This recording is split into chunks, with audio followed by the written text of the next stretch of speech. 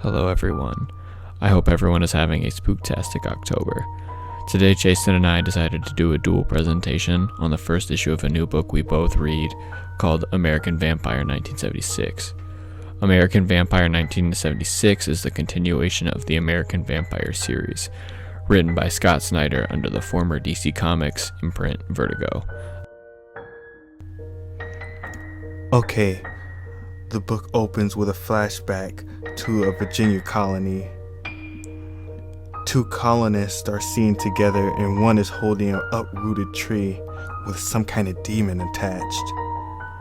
We're not giving much context, except for a warning. A message from the demon saying, "We will get what is promised," and then the demon is struck with an axe. Now we flash forward to an unknown time period where we see the unnamed protagonist about to perform a motorcycle stunt in front of an audience, having an internal monologue with himself about destroying history and how everything is forgotten in the grand scheme of things. We learn the protagonist's name is Skinner Sweet, and he is the original American vampire, but we don't really know what that means yet entirely. Anyways, he decides to perform his death-defying stunt of going off a ramp over acid while throwing a chainsaw and shooting a target. Some real bad boy stuff. Then Sweet returns to his trailer, demanding money from a not-so-subtly racist group of rednecks after performing the stunt. The gang of goofballs does not have all the money and say that they spent most of it on an albino alligator that they lost because they were planning on breeding more for profit. So, out of anger, Sweet only demands the money that they have on them at the time. Now, on a mountain 52 miles off the West Alaskan coast, we see a scientist, Felicia Book, recording a voice memo that seems to be a failsafe, just in case it doesn't work out after she conducts her research that she calls the final test.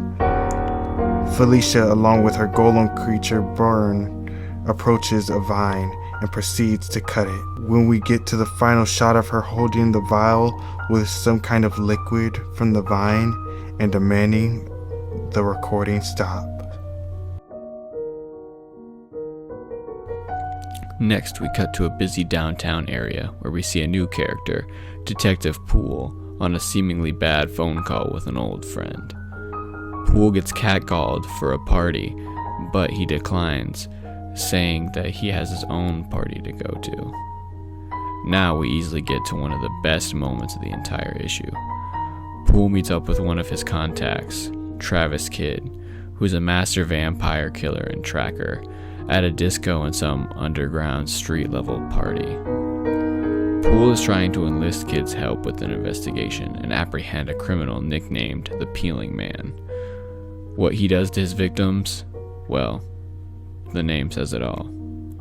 The two men bicker for a while Poole insults Kidd for being a trashy disco DJ and nothing more from the glory days of his vampire killing. But, to Poole's surprise, Kidd flips a switch on his set, and it turns out it's a party full of vampires, and he straight up murders all of them with a solar device, cause vampires are killed by sunlight.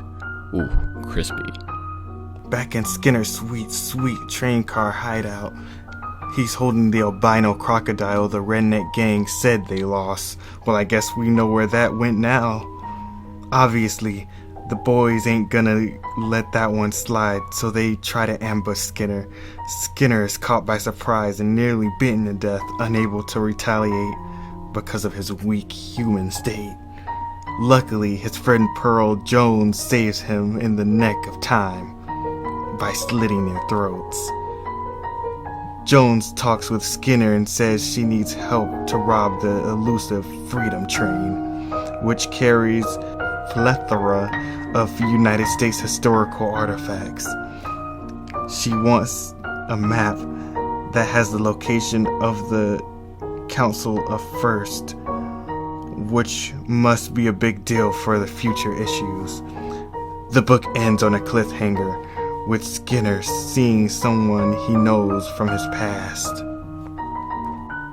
And that's the end of American Vampire 1976, issue 1. But overall, I hope you guys enjoyed our little dual presentation on this book. We both really like it a lot. Overall, the book is really good. I think there's just a lot that we didn't understand because it references probably the older, the original series. But other than that, yeah, we really liked it. We'll be picking up the second issue.